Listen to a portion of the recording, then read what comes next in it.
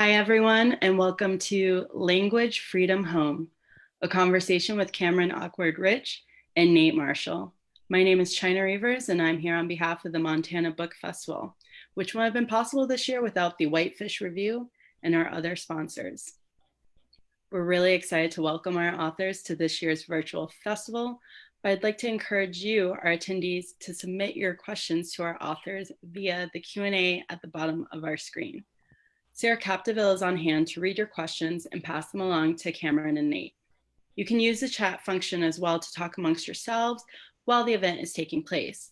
I know Cameron's also planning on dropping a Google Doc to their poetry so you can read along. Sarah will be monitoring the Q&A and the chat for questions. And with that, I'd like to introduce you to our authors. Cameron Awkward Rich is the author of Dispatch and Sympathetic Little Monster, a finalist for a Lambda Literary Award. He's a Cave Canem Fellow and a poetry editor for Muzzle Magazine. He earned his PhD from Stanford University's program in Modern Thought and Literature, and he is an assistant professor of Women, Gender, Sexuality Studies at the University of Massachusetts, Amherst. Nate Marshall is an award-winning writer, rapper, educator, and editor. He is the author and editor of numerous works, including Wild Hundreds and the BreakBeat Poets, New American Poetry and the Age of Hip Hop. Nate is a member of the Dark Noise Collective and co-directs Crescendo Literary. He is an assistant professor of English at Colorado College. He's from Chicago. He's from the South Side of Chicago. I can't read today. Anyway, guys, I'm gonna pass off to you. Take it away. Thanks.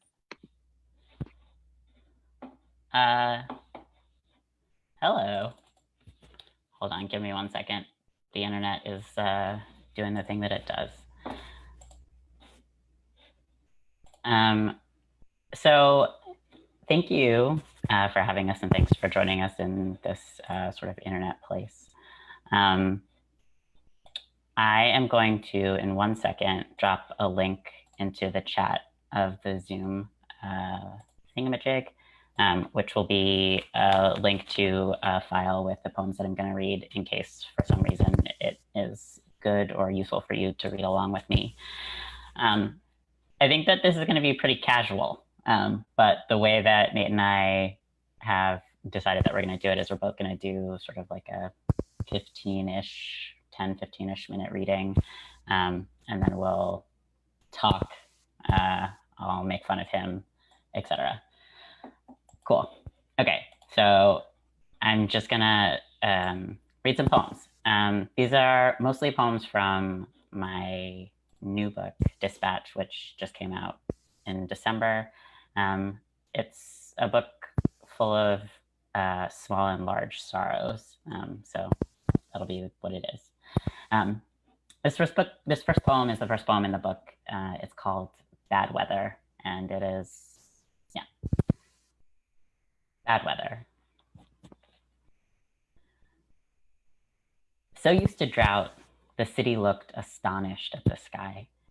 And I have to believe that's why she didn't see me in the crosswalk.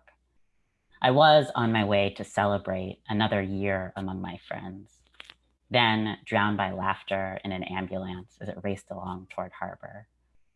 I used to fear my body was a well anyone could drop their wishes to, sorry, I'm gonna start over again because I just noticed that I didn't put the,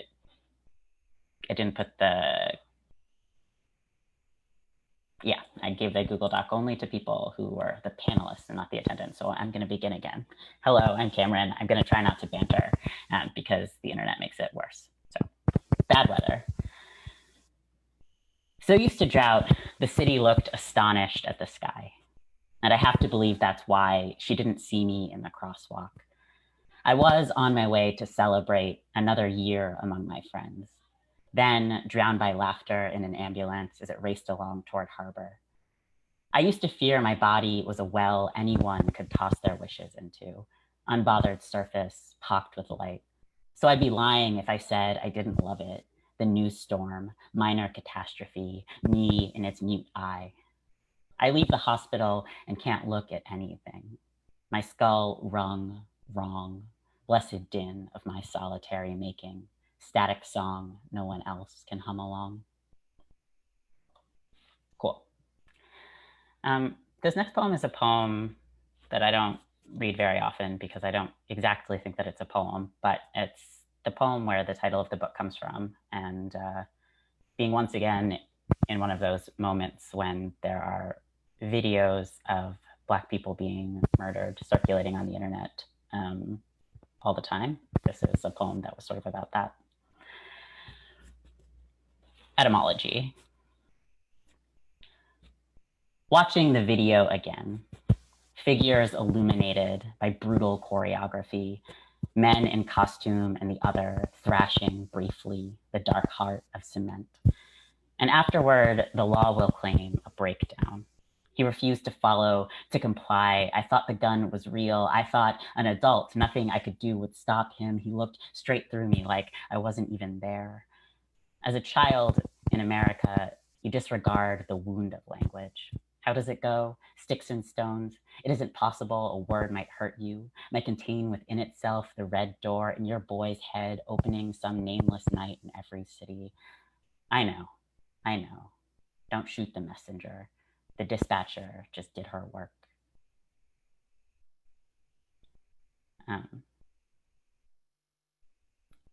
Meditations in an emergency. I wake up and it breaks my heart. I draw the blinds and the thrill of rain breaks my heart. I go outside, I ride the train, walk among the buildings, men in Monday suits. The flight of doves, the city of tents beneath the underpass, the huddled mass, old women hawking roses and children, all of them break my heart. There's a dream I have in which I love the world. I run from end to end like fingers through her hair. There are no borders, only wind. Like you, I was born. Like you, I was raised in the institution of dreaming. Hand on my heart, hand on my stupid heart. So that poem is, to me, it's sort of a joke.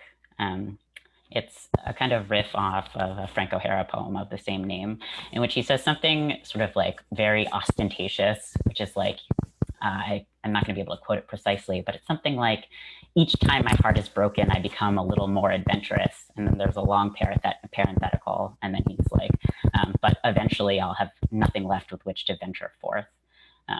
And yeah, I don't know. I sort of love the ostentatiousness of this, the idea that heartbreak is the thing that drives you, but it's also the thing that kind of whittles you down. So there's a poem that's a joke about Frank O'Hara. And this next poem is also sort of a rewriting of a poem by a kind of beloved white gay poet. This one is a rewriting of a Richard Siken poem. This poem is called All My Friends Are Sad and Bright. I think door, and there is. Open, and here's a room where everything you've lost is washed ashore. We've seen the news. We know the story. How even our bodies hurt us sometimes so much. Room of broken mirrors. Room of salt. Room of marigolds, and it's your party, baby. Here's a crown. Here's a gown, and no man just around the corner. All your eyes on you. I think gunflower, and here's a field.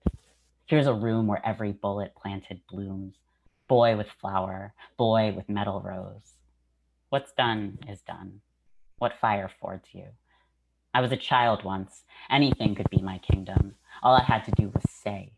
Here's a room of water and gold and nothing else. A room in which a man takes back his blood. Goodbye, blood. Goodbye, stars. Goodbye, dead light, troubling the dance my body does all by itself. I was by myself once, beside myself, breath fogging up a window, and what's on the other side? Only everything you wanted. And here's a room of everything you wanted. Think peppermint and myrrh. Think loved, and you don't even have to die.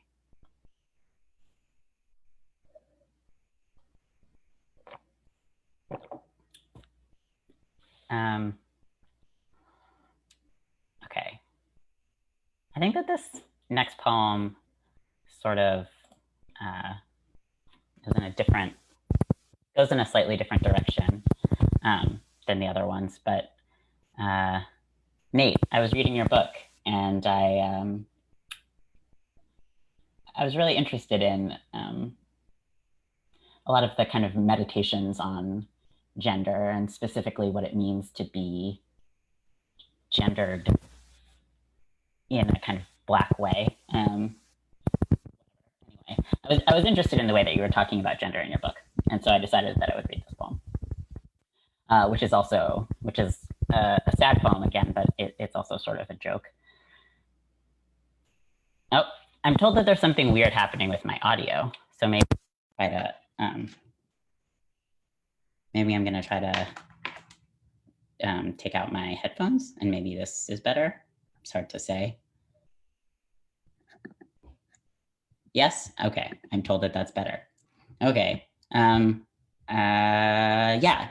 I was going on a long tangent about wanting to talk about the way that gender moves in Nate's book, and so I'm gonna read this poem, which is kind of about that, but it's also kind of a joke. And the joke is just the title, which is, "It's important to know what a man is." As a girl, enamored with the fact of movement, that I had arms to push against the swelling tide, I turned back only once to see my parents, frantic specks, as I fought to reach the edge of this world where even the sky surrenders. There's a version of the story in which the sweet girl never makes it home, her lungs unbraided by salt. But because I learned the lesson, next time I slid down the throat of a man, I knew kick or not what I was. Driftwood, kelp, glass bottle, move through, spit up. So unlike the lover who used to fish me up from sleep, fingers curled into a hook I thrashed around, gasping for good air until my love was satisfied. You have to understand the difference. It was my pleasure she wanted, worst of all. Okay, I'm just gonna read two more poems. This next poem is not a poem from the book. It's a poem that I've written in this sort of long, slow apocalypse.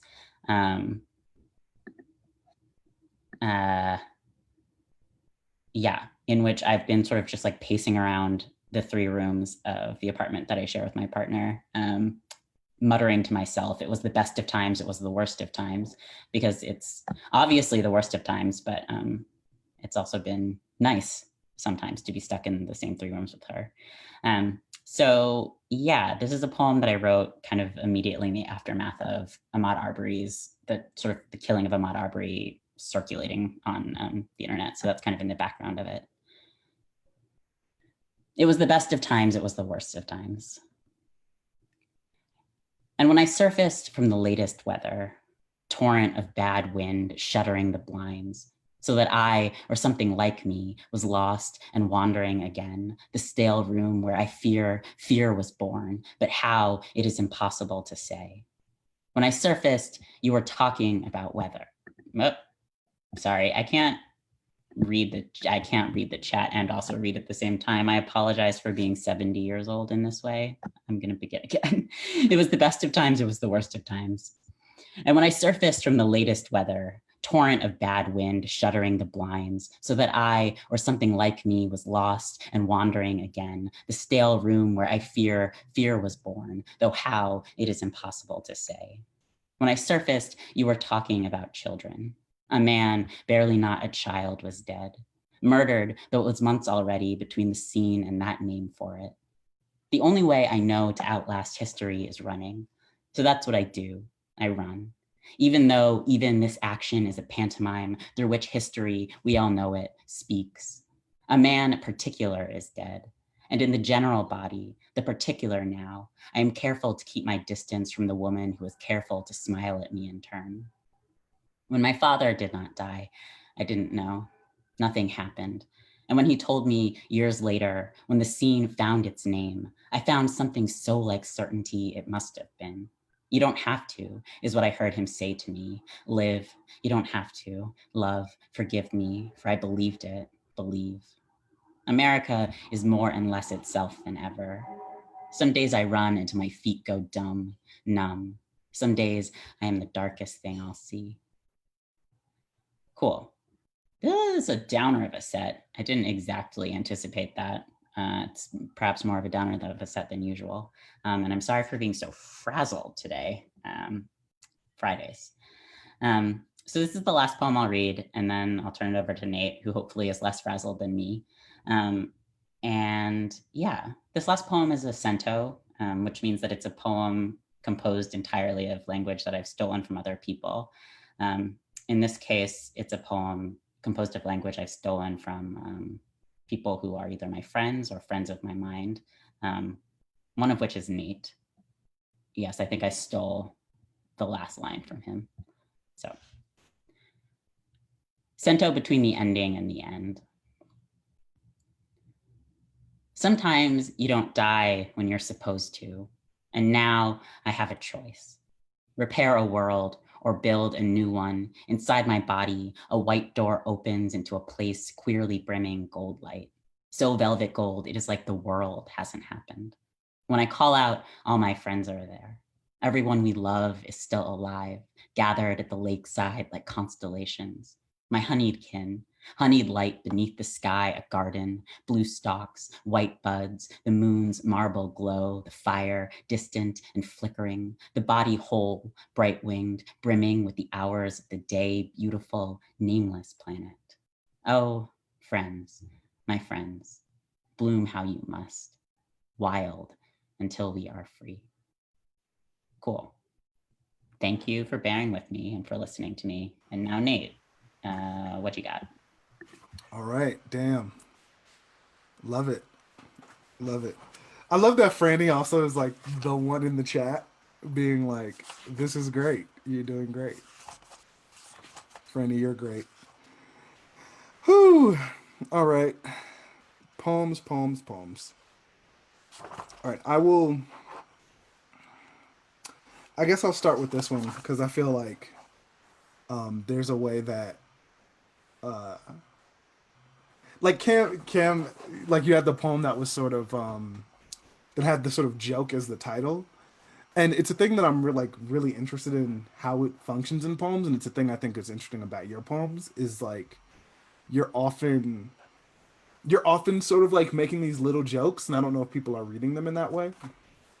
And so yeah, it's like a thing. I'm like fascinated by humor, and so I'll read this poem. The title is I thought this poem was funny, but then everybody got sad. Your mama's so black, her neighborhood is half bandos and blue lights. Wait, let me try again. Knock, knock. Who there? The debt collector. No knock. Who there? Police. So a guy walks into a bar and gets carried out. So a woman walks into a bar and gets carried out. So I don't believe in gender, but payroll does. And what's the deal with sweaters? And what's the deal with sweatshops?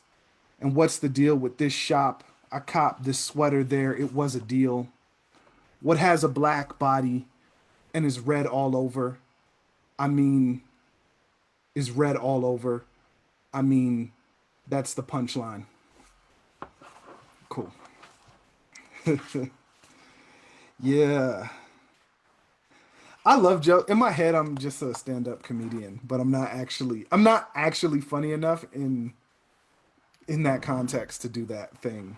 Uh, I can only like make jokes when people aren't expecting it, like in a poetry reading, for example. This next poem is called "Dispatch from the Sixth Circle." Um, I guess all you really need to know. Wow, Franny, LOL. All you really need to know is that the so I taught at a place. My sort of first academic appointment was at a place called Wabash College in Crawfordsville, Indiana. And Ezra Pound taught there like in the early 20th century for only like half a year. He got fired halfway through the year, and uh, but they paid him out for the remainder of his time, and he took that money, went to Europe, and became like the father of modernism, and also like a fascist. So, but he taught there, and he once called the town the sixth circle of hell. And so this is called Dispatch from the Sixth Circle. I count the Confederate flags around town. A surprise considering the geography. What earnest confusion. Honest mistake it takes to fly a rebel flag in the North. This makes the most sense. Us turning against us. The cannibal instinct. The vote against self. Self-hate is something I've known too. Hear the way my voice lilts too many ways. My vocabularies wrestle themselves. Scrap amongst the street in between my teeth. Watch my mouth slang and stutter into eloquence. Watch my mouth whistle this simple Dixie. Cool. All right. I guess I was thinking about, maybe I'll read something I don't typically read that much. Yeah, I'll read this one. So this is called Epicene. What do you need to know?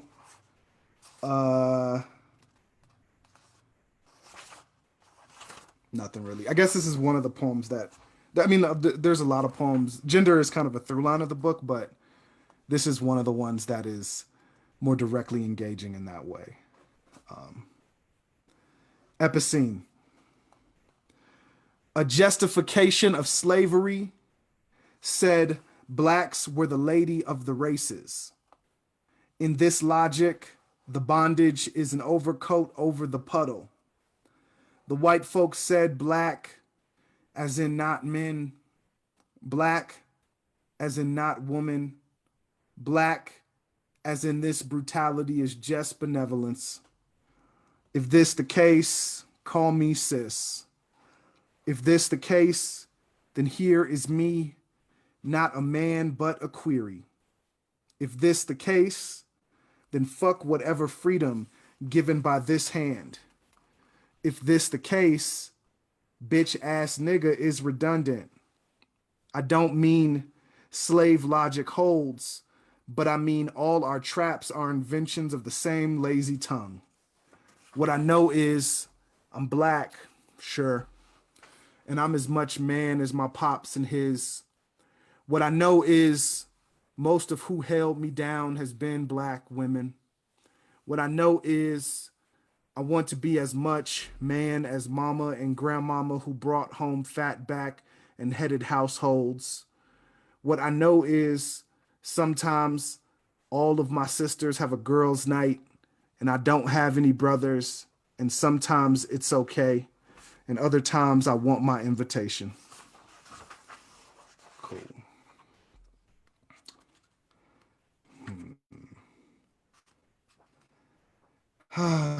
Poems are so strange.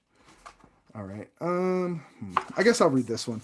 You know, one of the weird things about this time, I think, is so much that like traveling is not, I mean, the sort of stakes of travel are so much higher, and so I think a lot of people like have not been, doing all the travel that they intended to be doing, or like, and for me, that has meant that I like haven't really spent a lot of time in Chicago, which is my hometown, and that's been in some ways hard, in some ways unfamiliar, but in some ways really familiar. So this is sort of a poem about missing home. This is called "The Best Story is About Home Because That's the Story Part." Starts with the epigraph. So tell me what you call me when I'm not around. No name. Often I be out and about the words, moving quotes to the folks like a fix. Don't understand? Feel me this way. The other day I was walking through the old hood to see me in the cheap duplexes, and all the wrong houses were vacant, and some of our board ups were blooming with new boys. The last time I went to the church of my birth, all the old folks looked the same kind of hard, starch, sharp they always been. and I've been gone so long nobody asked where I've been. Look, every time I show up at the function, it's a surprise party to my homies. All I call my people is what I say in their absence. Peep the props I cop from how hard I represent the spots I hardly hit but hail from. Feel me. She told me I didn't give her my best hours, and I told her, here's more, and started pulling clocks out of my pockets, and she said it's time to go head on. Cool. Let me check my time real quick. Okay, we're all right. We're all right. Okay, so I guess I'll so this is sort of a weird thing, right? So I live in Colorado now. I teach at Colorado College, which has been cool, has been interesting. We've been here just a little over a year. And there's a sort of through character in the book who is this other Nate Marshall, who's a real person, who's I would term him a white supremacist. He would not use that language, use the language of like a white nationalist or something like that. Or which frankly is the same thing. But he lives in Colorado, and we had this sort of internet run in a couple of years ago, which was weird and produced all these poems. And then I ended up moving to Colorado, which was not a thing I ever thought was going to happen. And so that was weird. So this is, I guess, one from that series. And I think this is the most recent one from that series. Another Nate Marshall origin story. So Nate Marshall moves to Colorado. Years after Nate Marshall moved to Colorado, that's what always happens. Moving is perhaps the largest single commonality amongst everything living. And don't get me wrong, I'm not saying I'm like him. I'm just saying I'm not. I'm just saying a person is a person because people, even the ones we'd rather not, even the Nate Marshalls who ain't me, are me, and I because of them. And even the Nate Marshalls who seem most fixed in their place might move if they're alive. Yeah, I guess I do say, well, because part of the thing is like, there's no like, when you're a poet, there's no like way that you can, like if we were a band, like the drummer would do something. The drummer would be like, but ting, and then it'd be like, okay, cool, right? You'd hear like, but there's no way to signal that. So cool is my way. I don't know. Yeah, back in the day, I feel like in Chicago, a lot of poets who would frequent open mics would say like, "That's that piece," which I also like, but is like a little too long, and so but like I would say that, but then I just get too self-conscious in the saying of the whole thing, and so cool is nice because it's only a single syllable, so I like it's too quick for me to feel self-conscious while I'm doing it. So yeah, cool is not my way, but is in this very specific, you know, rhetorical case. All right. I'll read this. So again, I'm from Chicago, in case you somehow missed that fact. One of the things that we do in the city, we have a particular way of sort of making promises or like sort of saying, I swear to God, like testifying to one's like veracity. And the it's essentially it's like when you say like, oh, I put this on something, right? So I put this on my mama, I put this on God, I put this on everything I love, etc. So this poem is called On. The highest promise we could offer was one to a land or man or idea greater than we.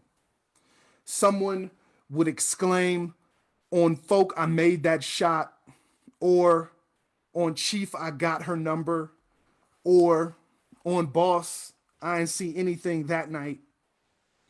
when we put covenants on everything we loved, this suggested seriousness. We were not allowed to love in any fickle way. In the revisionist history of my hood genesis, I would be more honest than honest, put things on my Huffy bike, on my report card, on my citizenship award, on my mama's golden NA necklace, on my grandfather's favorite chair, on my father's attention and the warm air he left each time he fled. After Pierre got shot, his bullet gifter walked the same blocks as the rest of us in uneasy Omerta. I didn't think he died. How could he when his name became a vow for us all? Each street dispute punctuated with on P to prove us tellers of truths. When Bird got jumped, his spinal column crushed, I assume he made his street name true. A different kind of flight. Everything sacred between Ragtown boys, now enveloped in the parchment of On Bird and carried away. Cool. And I guess I'll end with this one. And so if there's like questions, comments, concerns, then complaints, you can keep your complaints, but the other stuff, feel free. I mean, whatever. I can't tell you what to do. It's a free country for now, kind of, sort of, unclear. But yeah, I'll read this last one to finish. This poem, what do you need to know about it? This isn't sort of evident in the poem, but I guess a little bit of backstory. I wrote this poem after listening to an interview of Tamir Rice's grandmother. For those of y'all who don't remember, Tamir Rice was a young man. He was like 12, and he was shot by the police for playing with a toy gun. They like pulled up on him. Less than 30 seconds later, he was dead. And the thing that really struck me in that interview was she was like, it was clear that a rule in his house was that he was not allowed to play with toy guns. And I think in part because of this exact thing. And I think that was just, it struck me that like, he broke a rule in his house and that's what happened. And also it struck me because my grandmother had the same rule for us. And specifically for me as the only boy when we were kids. So this is called Conceal. Grandma, who kept books for a living and read corner store romance novels. Grandma, who kept dictionaries on the kitchen table and slurred words into contraction. Grandma, who taught me how to pass a poll test and how to beat a draft exam. Grandma, who told me to study hard and leave school if the MBA was an option. Grandma, who bought black and called us her little niggas with a smirk. Grandma, who taught me how to shoot a bank shot and told me to quit the team if I rode bench. Grandma, who paid for cars in cash and gambled herself broke on weekends. Grandma, who hid toy guns I got as gifts. And when she passed, I pulled a real shotgun from the wall of her closet. Cool. All right. Now questions. We did it. It's true. I think that there is a question in the chat, but before maybe we get there, I was wondering if you might expand on your thwarted ambition to be a stand-up comic. Oh, Jesus. Man, when me and Jose lived together, maybe once or twice, went to some comedy open mics. And there was a point where we were gonna make a pact to be like, look, we just need both gonna get 5 minutes together and just do it. And we didn't because we're liars. But I think for me, I'm really enthralled by comedy because in some ways, and particularly stand up, because in some ways I think it's the art form that's actually closest to poetry, and especially, the kind of oral tradition that I think both of us are in some ways working out of. And I think that there's a way that I think this about comedy, and I think this about like maybe a certain brand of battle rap, right? Which in some ways is a kind of, a sort of hyper masculinized kind of musical version of stand up. But like the thing that fascinates me about them is I think they take some of the more difficult aspects of like a written art form and the more difficult aspects of an improvised art form and merge them, because you both have to like have a tight set, have a sense of how you get from point A to point B, and you have to be able to like respond to the room. And I don't know, it's like magical to me. It's also, I mean, also that so many people are bad at it. Um, and I'm just like, wow, imagine being even like mediocre. Yeah. Well, yeah, I mean, uh, Francis, can you turn off the sound on your computer? There's just like an echo of both of us resounding through our rooms. Anyway, it strikes me. Okay, yeah, this Lauren in the chat wants to know, is being a bad stand-up the same as being a bad poet? And I think that that's an interesting question. I mean, I haven't really, people often ask me about humor because I often frame my poems as jokes, even though they don't, most people take them to be jokes. And I feel like I have like a series of kind of like rote answers that I'm not sure are, I think that they sort of betray the fact that I don't actually think very much about humor, except as something that like allows one to like, remain buoyant amidst a whole bunch of things that might want to drag one down, But and I mean, I feel like this is like the thing that marginalized people do, is take the shit of the world and make it into jokes. Yeah. But yeah, but I feel like I don't actually understand how humor works, to be honest. Yeah. I don't know if I do either, but I think this is part of why it fascinates me. Yeah. I'm thinking about this question about, is being a bad stand-up the same as being a bad poet?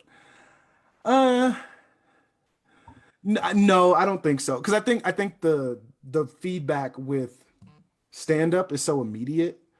Like nobody really, or rarely, like there are very few poetry sets in the world, I think, where like you can legitimately bomb, where people will like boo you off a stage or sort of hiss, is unless you're just being sort of outright offensive, right? But if your poem is just like poor, if it's just like kind of boring or like bad, then that's a different thing. And I think like something that I do appreciate about humor though, like I feel conflicted about it, is I think that there's there's a way that a stand-up I think has to risk offending, or often, like I think a lot of stand-ups are working in that space in part because they are thinking about like taboos and about like really terrible kind of things and thinking, how do I squeeze some humor out of this? In part because it helped me survive the thing, and also maybe it'll help other folks.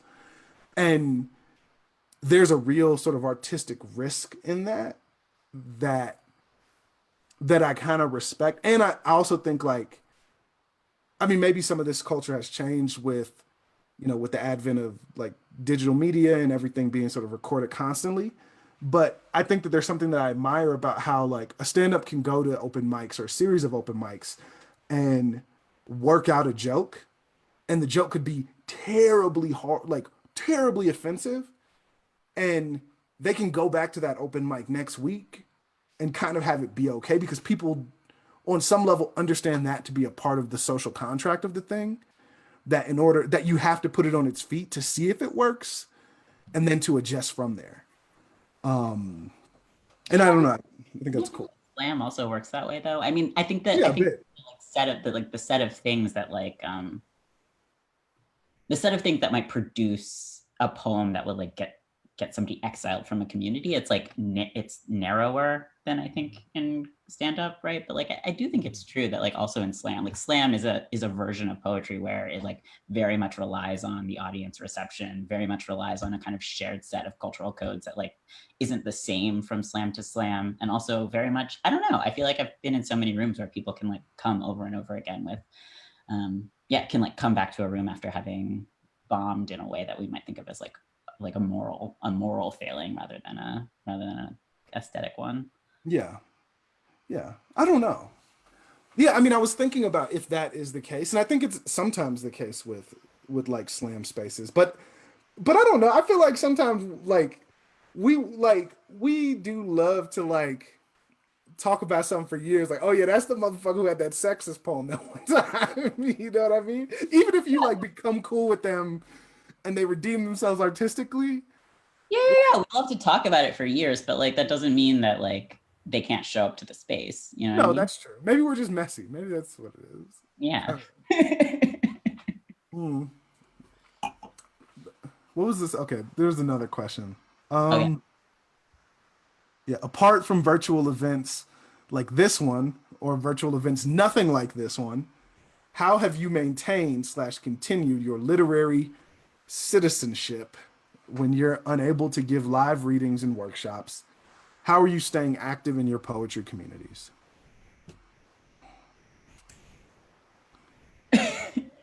uh, well, I mean, I think that the thing that I think of as being my poetry community is like a kind of small assemblage of friends who mostly don't live in the same place anyway and haven't for years or ever.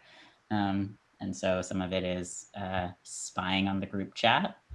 Um, I also think that I mean, we're both professors, and so I think that a lot of my quote unquote literary citizenship these days is sort of working with students on theses or independent studies or things like this. Yeah. Yeah. Yeah. I mean, yeah, sort of similarly, I like, I mean, it's weird in the sense that we don't have the opportunity to like travel and see each other, whereas like last summer, like a big group of us, including the two of us, like went to Greece together. And so like there was none of that this year, but like yeah, largely a lot of that community for me doesn't live where I live.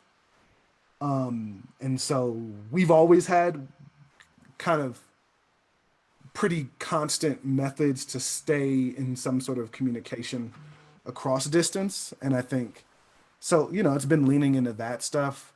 I think also like a benefit that both me and Cam have is like we both have partners who are poets, and so that is like, like there's never, I'm never at a point where like I don't have someone to talk like poetry craft or poetry business or whatever with, and so I think that's like a real kind of gift in this moment or a privilege, I guess.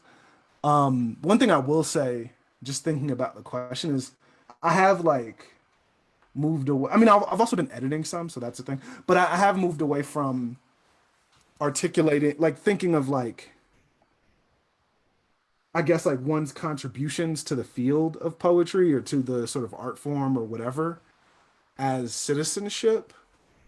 Because I don't know, maybe this is like too heady, but I've begun to think of the notion of citizenship as it like leaves people out, and that's actually like not something I think about when I think about like how I want to be making poems or how I want to be like, you know, putting art into the world or engaging with art in the world. Yeah, no, for sure. Like, hence the scare quotes for sure. Because like like my mom is a part of my literary community. Like, is she? She doesn't read very many books, but like she reads mine, and she'll like give me notes on poems, and I'm like, Mom, you realize the book is out, so I mean, I appreciate the note, but the book is out. But like, you know what I mean? But a lot of the people who I've stayed in communication with, just because they're family, because they're family for real, are like they too are a part of my sort of community. So like my oldest sister like read the book a few weeks ago, and like we had a very long conversation about it and about like poems that made her cry or poems that made her laugh or whatever. And so yeah.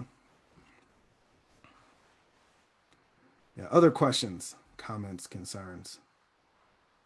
Oh. Oh, that's yeah. Kim, you got a thought about this Rousseau ass question right here, the social contract? Oh, that, yeah. Yeah. The social contract of poetry. You know, that's I find I don't know. I feel like it. I feel like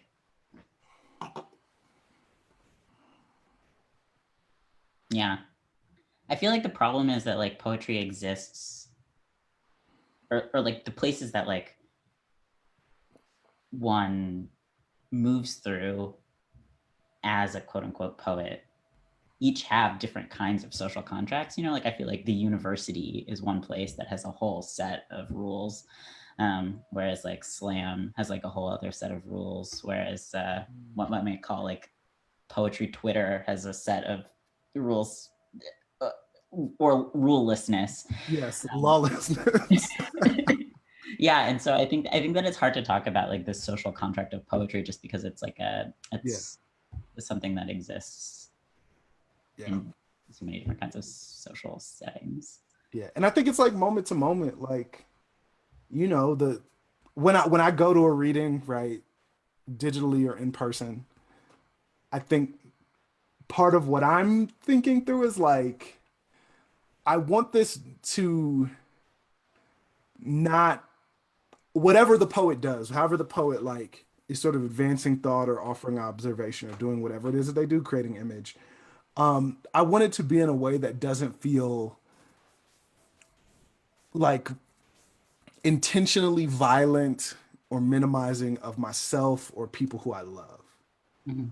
And yeah, but like I'm not like saying that to them when before they get on stage, like, hey, look, motherfucker, like, woo, woo. It's just like, you know, if they do that, then I don't buy their book at the end, or I leave Mhm. if it's just that or whatever, right? So I guess that's part. But yeah, but it's real moment to moment because like sometimes, like a few, I guess about a month ago, I did a poem at two of my like oldest friends like wedding, which was super stressful. It was outside. It was super stressful. But like, you know, in that case, part of the social contract is like that I don't curse or like say anything that's like too, you know, racy for their like grandma to hear, right? But that's not the social contract I have like in this thing. So yeah, it just I think it really yeah, I think there's a million answers to that question. I think it's super moment to moment. And it's one of the things about being a poet is that you're always in these it's like one of the art forms where you really could be anywhere doing it, right? Like you really could be in any kind of space around any kind of people. Um, yeah. So, Um, Franny wants us to talk about the fact that our epigraphs are yeah. the same but different. Yeah, And this yeah. was a question about the books, and maybe unless somebody else has a pressing question, we can call this the last one. Yeah. Do you wanna read yours? Yeah, I mean, so I think that the sameness of them is that they both are in some sort of conversation with Thomas Jefferson's Notes on the State of Virginia, Mm-hmm. but a very different one, I think. I don't know if I can find the beginning of my book, Nate. You want me to go? No, I got it. I got it. Okay. Yeah. So, yeah, mine are, there's two of them. The first is Thomas Jefferson, which is, are not the fine mixtures of red and white the expressions of every passion by greater or less suffusions of color in the one, preferable to that eternal monotony which reigns in the countenances, that immovable veil of black which covers all the emotions of the other race? And then there's like sort of a rebuttal by Du Bois, which is, I had thereafter no desire to tear down that veil, to creep through. I held all beyond it in common contempt and lived above it in a region of blue sky and great wandering shadows. Yeah. So I also have two, and I sort of flipped them in order so that Jefferson comes second, but I'll just read them. This dark diction has become America's addiction. Malik Youssef. That's from the song "Crack Music" by like him and Kanye West. And then among the blacks is misery enough, God knows, but no poetry. Some white boy. Uh, yeah, I mean, yeah. So, now, correct me if I'm wrong, Cam. In an earlier draft, you had it was like the same one, was it not? No, Or it was closer? No? no, I think that it was always this one. Okay. Um, Okay. yeah. Yeah, I mean, well, yeah. Do you want to talk about your relationship to that text, I guess? Or Well, what, I like, mean, why is that the frame? why is that the frame? Mhm. I mean, I think that it was just that I think that this book, I often talk about it as like a book that is just kind of like a set of feelings precipitated by the kind of media environment of 2014 to 2016. Mhm. But it was also, I wrote it during a kind of set of years where I was trying much more consciously than I had before to like do a certain kind of like reading in Black theory, Mhm. basically. Um, and in particular, I think that I was trying to yeah, I don't remember exactly why I was doing that, but I think that it had something to do with feeling like I didn't exactly know how to reconcile. It seemed to me to be a contradiction between like the very thing that your sort of epicene poem is about, right? The like kind of what Mhm. people might call ungendering of blackness, and like this like and a kind of trans insistence on gender, you know. Um, anyway, and so I was doing this reading, and I think that I just like kept running into that quote from Jefferson's Notes on the State of Virginia over and over again. And like at first, it was like, obviously, this is racist.